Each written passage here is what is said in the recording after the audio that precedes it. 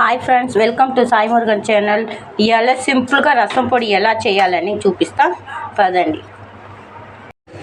ఒక గ్లాస్ కందిపప్పు,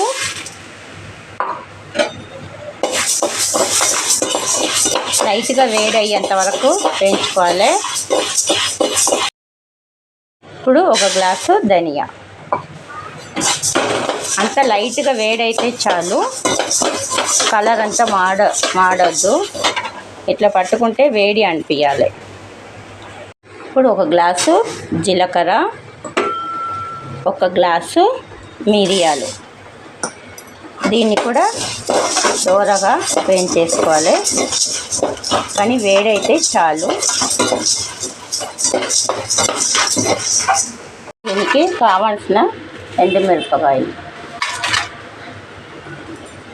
రసం పొడికి ఇదే చాలు, ఇంకా ఏమీ వేయొద్దు.